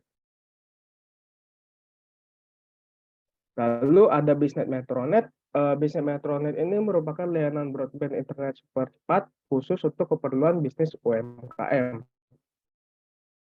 Nah, dengan pilihan layanan dari 50 hingga 750 Mbps dan menggunakan jaringan bisnet fiber. Jadi bisa metronet ini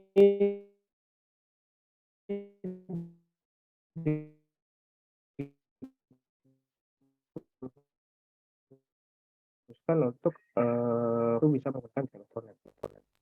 Bisnet Home sendiri ini merupakan layanan internet wifi koneksi mencapai 250 Mbps, baik untuk download maupun upload. Kami juga memiliki paket, yaitu Bisnet Home Combo IPTV, yang merupakan layanan internet wifi ultra cepat dan TV interaktif, yang menampilkan program terkini dengan kualitas resolusi 4K terbaik yang dapat diakses melalui jaringan The New Bisnet Fiber. Jadi untuk Bisnet Home sendiri memang merupakan layanan kami yang diperuntukkan untuk perumahan atau apartemen. Ada bisnet IPTV-nya juga, layanan TV interaktif yang menghadirkan program hiburan yang kualitas 4K terbaik. Nah, berbicara mengenai internet mungkin tidak terlepas juga dari cloud computing dan data center-nya. Jadi kami juga memiliki layanan atau produk gitu ya. Dari Bisnet GeoCloud itu kita ada layanan cloud computing mulai dari 170.000 per bulannya, dan ada juga Bisnet Data Center dengan mengoperasikan 4 data center di Indonesia, yaitu Jakarta Pusat, Teknopolis Village, Cimanggis, dan Bali. Kita akan dibangun beberapa data center tambahan di Surabaya, di Yogyakarta, dan di Semarang. Bisnet menyadari bahwa kami memiliki tanggung jawab untuk memberikan kontribusi positif bagi lingkungan juga, dengan tujuan yang lebih besar, yaitu untuk mendukung perjalanan berbagai kegiatan atau korporat yang utama, yaitu kesehatan, pendidikan, lingkungan, dan komunitas, dengan tujuan yang sama, yaitu untuk menciptakan dan membangun Indonesia yang lebih baik. Nah, jadi salah satu CSR yang sempat kita jalankan adalah pada saat pandemi COVID kemarin, kita mengadakan vaksin gitu ya, vaksin booster untuk umum yang diadakan di Senayan City, Jakarta. Ini ada info menarik juga buat Bapak, Ibu, dan rekan-rekan semua. Jadi untuk promo khusus untuk member DigiHealth gitu ya. Untuk promo Bisnet Metronet itu ada promo bundling beli 9 gratis 3 bulan dengan diskon biaya instalasi yang bisa membuat hemat sampai 28%. Sedangkan untuk Bisnet Home sendiri, untuk internet yang digunakan di rumah dan apartemen, itu mendapatkan promo beli 8 gratis 4 yang bisa mendapatkan diskon hemat sampai 40% dengan menggunakan promo code DigiHealth pakai Bisnet. Oke, untuk informasi lebih lanjut bisa dicek juga di website kami, yaitu bisnetnetwork.com atau bisnethome.net atau bisnetdatacenter.com. Mungkin sebelum saya ke sesi pertanyaan selanjutnya, saya ingin menjelaskan sedikit mengenai sister company kami gitu. Oke, Virtu Health. Nah, apa sih Virtu ini? Nah, Virtu adalah perusahaan health tech startup yang memberikan solusi kesehatan terintegrasi yang terdiri dari produk dan layanan kesehatan untuk menjawab kebutuhan sehari-hari dan industri. Jadi Virtu sendiri merupakan sister company dari Bisnet, dan dari Virtu Health ini memiliki beberapa anak perusahaan, yaitu Virtu DigiLab. Virtu DigiLab yaitu layanan laboratorium dan klinik tercanggih dengan teknologi kesehatan terkini yang didukung oleh tim profesional. Beberapa service yang dimiliki oleh Virtu DigiLab ada hematologi, kimia klinik, imunologi, dan lain-lain. Lalu ada juga Virtu Protect, yaitu perusahaan yang memproduksi produk kesehatan berkualitas tinggi, seperti contohnya yaitu masker. Kami sendiri memiliki Prima Medix ya. Prima Medix itu bagian dari Bisnet, salah satu perusahaan itu sendiri ada di Bali. Oke, untuk presentasi bisa lanjutkan persilakan.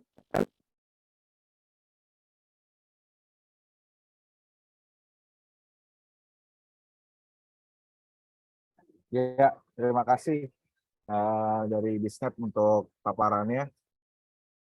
Mungkin kalau ada pertanyaan yang terkait dengan koneksi bisa juga nih, karena ada beberapa, sebenarnya tadi ada beberapa poin sih yang menarik ya, karena dari apa namanya, belum semua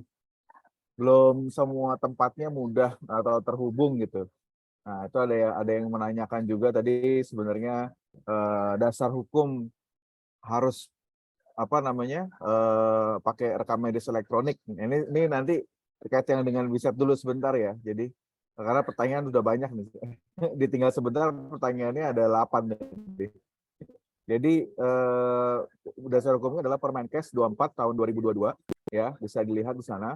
Dan di situ salah satu syaratnya adalah harus interoperabilitas. Artinya harus bisa terhubung ke Satu Sehat Kemenkes. Nah, itu pasti kita tidak bisa hanya ngomong yang on premise di Vaskes saja, tapi harus ada koneksi untuk mengirimkan data pasien ke Kemenkes. Ya, nah ini pastinya nanti jadi akan dibutuhkan juga untuk bagaimana kalau misalnya daerahnya belum terhubung ya, atau koneksinya kurang baik ya, seperti itu. Mungkin ada tambahan lain dari Ibu Nisa? Halo, selamat pagi semuanya. Selamat pagi. Ya, paling pada malu-malu kali ya, Dok Bimo di sininya. Jadi kalau misal nanti ada pertanyaan lebih lanjut mengenai Bisnet, mau konsultasi dulu, mau tanya-tanya segala macam, nanti nggak apa-apa, bisa dikasih nomor aku, nanti aku share di chat kali ya. Jadi nanti Oke. mungkin mau nanya coverage atau kebutuhannya apa, kira-kira layanan yang bagusnya apa nih buat rumah sakit, klinik, atau mungkin buat di rumahnya, nanti silakan Ya. hubungi kami dari tim marketingnya Bisnet gitu. Yes, ya. Ini salah kayak pertanyaan yang paling atas muncul nih. Bagaimana mengatasi downtime? Nah, downtime-nya kalau masalah ini tambah internetnya. Oke, Pak Berry sudah bisa on lagi. Ini kita coba bantu apa namanya, Ya. bereskan dulu beberapa pertanyaan ini. Nanti kalau ada pertanyaan yang ke Bisnet kita lanjut lagi ya, Bu Nisa, Pak Indra. Ya, Kayaknya agak hot nih soalnya. Kita berusaha supaya tetap jam 11 WIB bisa beres. Jadi kita jangan terlalu banyak ini dulu.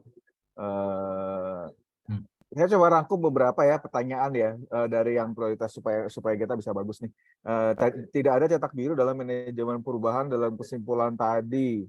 Apakah artinya tiap proses memiliki best practice yang berbeda-beda triknya, dan apakah best practice yang bisa jadi acuan umumnya? Contoh teori apa saja? Mungkin yang tadi ya, kita perlu mengusulkan ini ke Kemenkes mengenai bagaimana nih proses manajemen perubahan tadi dalam bentuk cetak birunya. Tapi mungkin Pak Berry ada acuan-acuan yang selama ini dipakai untuk sebagai best practice ya. Ya, jadi tadi nanti mungkin yang 2 terakhir itu, Dok Bim. Jadi itu biasanya saya jadi semacam kuncian lah ya. Jadi ada pre-implementasi dengan implementasi, lalu post-implementasi. Pre-implementasi itu adalah kesiapan Vaskes terkait dengan tata kelola, lalu misalnya diperlukan mencari vendor. Nah, itu kira-kira 9 sampai 1 tahun lah ya, itu comfort zone-nya lah ya. Tapi kalau misalnya seperti kita lihat, kita juga berpacu dengan waktu, itu kayaknya agak sulit. Bukannya tidak mungkin ya, tetapi sedikit sulit lah gitu. Tapi kembali lagi kan di awal tadi saya sudah sampaikan juga tuh, tipe karakteristik dari tim yang change management kan ada 3 ya. Nah, yang terakhir itu yang saya butuhkan tuh, yang kita istilahnya nyari orangnya tuh yang kreatif gitu. Jadi memang cetak biru itu tidak ada, memang harus banyak tips and tricks dari banyak sisi ya, karena terus terang itu CMO saja itu banyak orang juga nggak paham juga, itu hal yang baru lah di Indonesia ya. Jadi itu saja mungkin mau disebut apapun itu orang juga mungkin bukan hal yang lazim ya. Tapi kembali lagi bukan penamaannya semata gitu, tapi orang yang paham, yang menjadi penengahnya lah. Jadi bayangkan Fasiankes owner, lalu dengan banyak stakeholders, jadi banyak kan yang mau masuk ya, kayak teman-teman bisnis salah satunya, lalu misalnya ada pengembang, lalu misalnya ada infrastruktur dan seterusnya, hardware. Nah, mereka mau masuk nih, udah siap nih. Nah, tapi ternyata dari sisi ownernya, dari stakeholder si pemilik Fasiankes ini agak-agak bingung nih, yang mana nih gitu, karena nggak juga harus lengkap itu bagus ya. Jadi kan semua itu ada roadmap. Jadi kalau misalnya kita bagusin semuanya, waduh itu keluar duitnya bisa unlimited tuh. Padahal yang namanya uang kan semua sources kan limited lah ya. Jadi orang yang punya pemahaman itu sih sebenarnya. Ini sebenarnya terkait sih Pak, dengan untuk jadi kalau pertanyaannya nih, akhir tahun ini tuh yang disuruh nyambung ke satu sehat yang mana sih sebenarnya? Nah, ini sebenarnya karena pengetahuan, karena kita juga banyak yang sebagai technical working group di satu sehat, termasuk tadi sebenarnya Dr. Ahmad tuh ketua juga ini.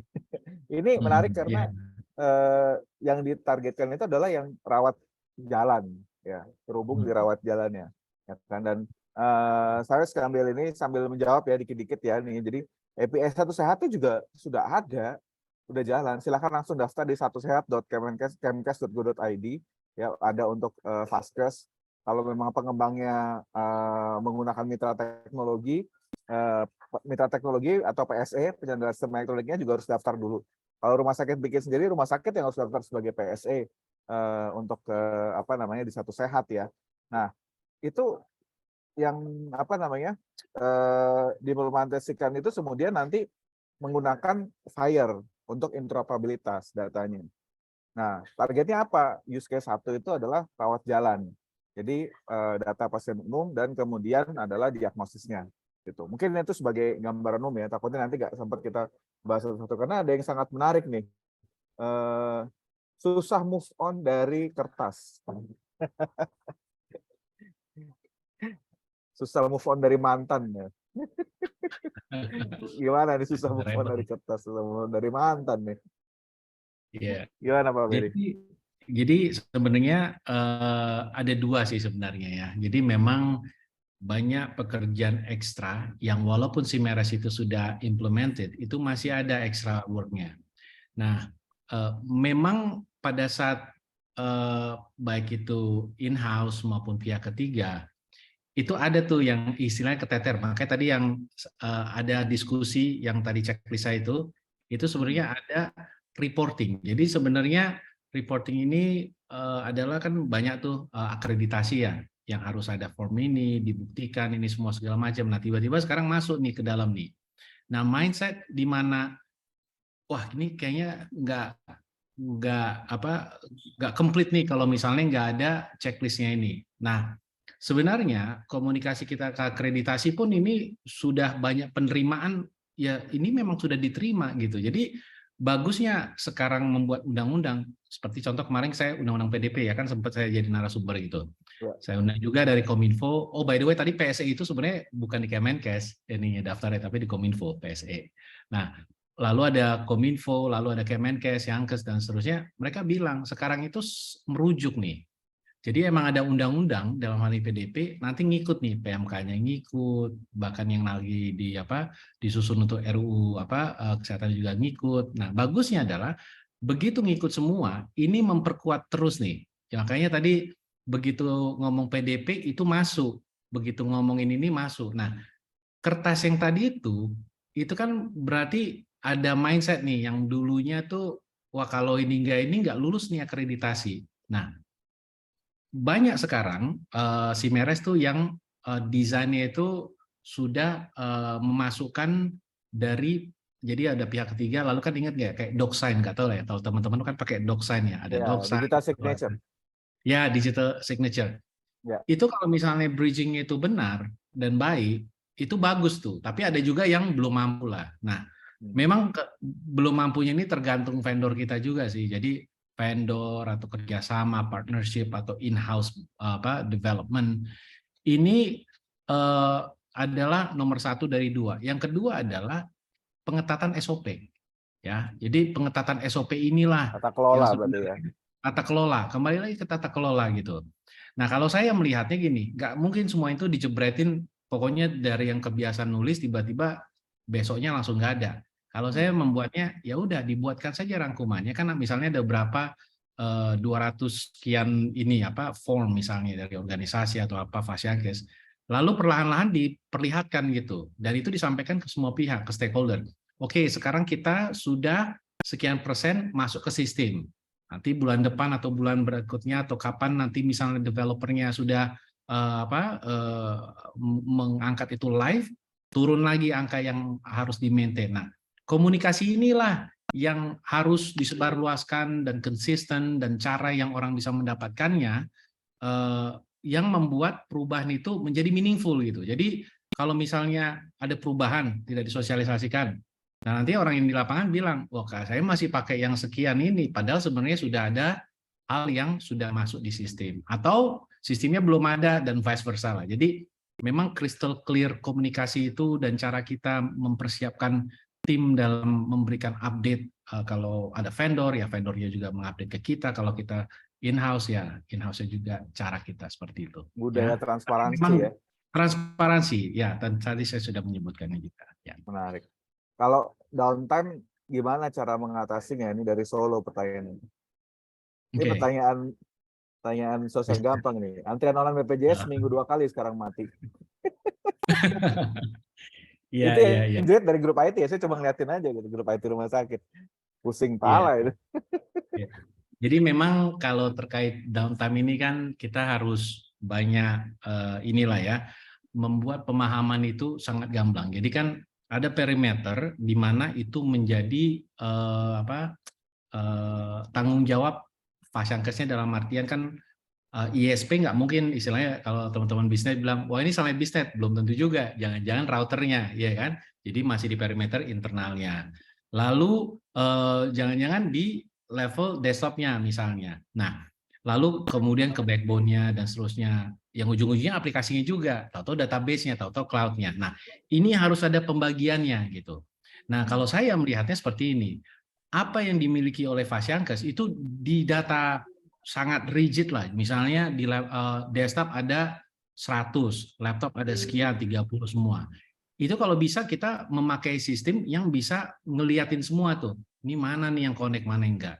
Jadi pada saat downtime, kita bisa almost instantaneously melihat nih, oke ini definitely bukan gara-gara end user kita salah ngeklik lah atau apa. Ya kan kadang-kadang ada browser juga yang seharusnya tidak diminta memakai browser yang tertentu gitu ya. Nah, lalu kita cek lagi, ini bukan laptop, bukan desktop, jadi cepat gitu. Nah, kalau kita sudah mempunyai list tersebut, kita cepat tuh eskalasinya. Oke, ini berarti ini, coba telepon ISP-nya, oke, backbone udah masuk belum, ini semua segala macam. Nah, sampai akhirnya mungkin ISP-nya, atau mungkin aplikasinya, atau mungkin kalau misalnya di cloud, sistem cloud-nya, dan seterusnya. Jadi memang memiliki detail planning, ya, detail inventarisasi itu sangat krusial. Nah, kenapa? Karena supaya nanti pada saat sudah kita roll out, post roll out, dan seterusnya, kita nggak saling menyalahi. Karena dari intinya BCP kan ya? BCP juga ya, BCP kan? Termasuk itu dalamnya BCP juga ya. Nah, BCP ini ada hal krusialnya juga. Jadi BCP ini memang keinginan baiknya itu kan agar end user pada saat ininya down, yang satu misalnya utamanya, nanti aplikasi secondary-nya itu langsung naik. Nah, cuman itu nggak murah itu ya. Nah, iya. Itu BCP itu business continuity plan, ya kan? Ya, ada yang sisinya masih harus kertas, tapi ada juga yang sistem sudah completely secondary-nya itu online juga, dan seterusnya, macam-macam lah ya. Jadi itu kebijakan masing-masing Fasiankes. Baik. Mungkin nih yang terakhir digabung sebelum yang ada yang raise hand tadi kalau nggak salah ya, satu orang. Oh, Dr. Ahmad masih raise hand satu ya, ini ya. Bagaimana pandangan terkait Satu Sehat, di mana data pasien dapat diakses di seluruh rumah sakit bagaimana privasi rekam medis dan ketika rujuk pasien bisa jadi dapat real time terlihat dan pasien di rumah sakit menjadi menolak rujukannya. Tapi mungkin mesti diluruskan dulu bahwa bukan berarti kalau data ini terus kemudian dikirim ke Kemenkes itu semua bisa lihat gitu loh. Karena kan ada kuncinya yang dipegang oleh pasien sebagai pemilik dari datanya. Ini yang selama ini kita menganggap data adalah milik dokternya atau milik vaskesnya gitu. Padahal data adalah milik pasiennya. Nah, dan pastinya dia pada saat memberikan pun juga bukan semuanya dibuka gitu ya. Gimana Pak Beri pandangannya ini? Dua pertanyaan ini. Jadi ini agak-agak krusial juga sih, dalam artian seperti ini. Kalau kita melihat ya dari kacamata lawyering kita lah, maksudnya dari legal standpoint. Ini kan sebenarnya kunciannya PDP ini Undang-Undang 27/2022 ini terkait dengan consent form. Jadi setiap kali ada pemrosesan, pengendali ini misalnya proses. Kan kalau kita ke Kemenkesnya, ini kan udah kebijakan kan. Mau nggak mau karena ini negara, kita harus ini. Tetapi begitu ini horizontal ke kanan ke antar vaskes yang lainnya, mereka harus siap nih ada consent formnya juga gitu. Makanya kemarin ngobrol tuh waktu pas saya kebetulan dari narasumber, ada juga dari Kominfo, ada juga dari Kemenkes. Sebenarnya itu yang mereka the last inilah ya, ada pemahaman tentang legality-nya itu. Jadi kalau kita ke atas, yaitu ke pemerintah dalam hal ini Satu Sehat, itu nggak masalah. Tapi begitu pas dia pindah ke kanan ini, nah ini yang saya bukan lawyer ya, jadi saya nggak bisa menjawab secara gamblang. Tapi data privacy itu, apapun itu, kebocoran dan satu dan lain halnya itu, semua pihak itu terlibat. Nah, pertanyaan kalau saya berpikirnya seperti ini, karena ini kita sama rata, ya, baik kita ke pemerintah, pemerintah ke vaskes yang lain, kita dulu aja deh, ya. Jadi kalau misalnya kita bagus, nah ini kita gampang nih checklist kita nih. Ya udah kalau ada kebocoran data, kita bisa memperlihatkan loh, ini yang kita sudah lakukan, ini pemahaman kita, ini persiapan kita dan seterusnya. Jadi kita udah selesai dulu. Tapi kalau misalnya kita belum selesai, lalu kita menanyakan sebelah kita, kamu harus menyelesaikan. Nanti juga nunjuk ke kita juga, kamu belum selesai juga masalah tata kelola kalian gitu. Jadi saling ngomongin orang ya. Benar. Jadi lebih baik kita fokus di tempat kita, ya. Bagaimana kita menjadi yang terbaiknya dulu lah, sehingga nanti yang lainnya juga lebih mudah juga gitu dalam aplikasi. Gitu. Ya. Lanjut ya yang sudah resen Pak Sheryl Anwar tadi juga udah ini. Silakan Pak. Ibu ya, maaf. Selamat pagi. Oh, pagi Mas Pak. Bimo. Silakan. Ya. Oke. Pertanyaannya gini Mas, gimana ini kan sistem yang kita bangun ini udah beberapa klinik pengen adopsi gitu ya. Cuma kendalanya itu mereka ingin integrasi dengan Satu Sehat karena beberapa itu yang di luar jangkauan internet gitu. Nah, itu solusinya gimana ya Mas Bimo? Kalau misalkan karena memang sistem yang kita bangun ini sistemnya nggak langsung ke internet, kita buat server di klinik lokal ya, itu nanti lokal karena untuk mengantisipasi untuk menjalankan RME ini yang tidak ada internet.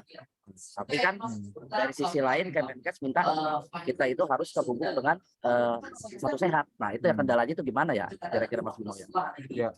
Mungkin kita bisa pakai yang model sinkronis juga, pasti ada pengembangan lagi.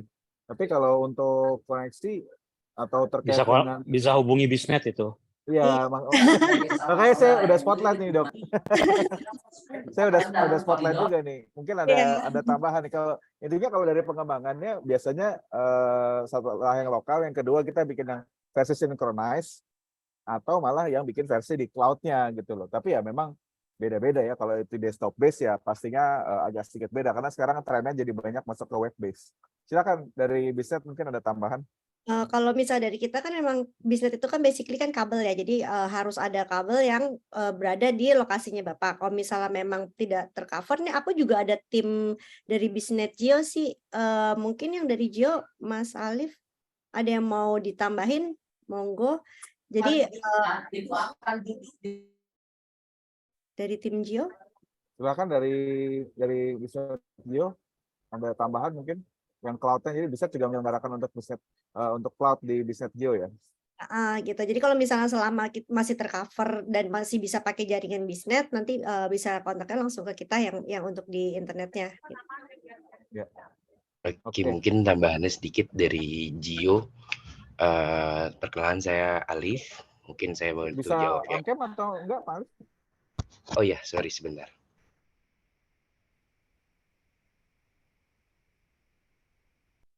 Iya, lu sudah terlihat ya? Oke.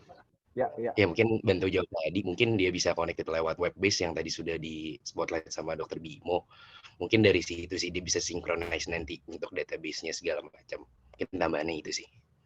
Oke. Nanti kalau untuk dengan BiznetGeo langsung menghubungi Pak Alif ya, atau dari website-nya ya, biznetgeo.com. Alhamdulillah udah pakai BiznetGeo kita. Udah pakai Pak Serius. Udah pakai. Terima kasih. Terima kasih, Pak. Ya. Oke, baik. Dr. Ahmad silakan, Dok.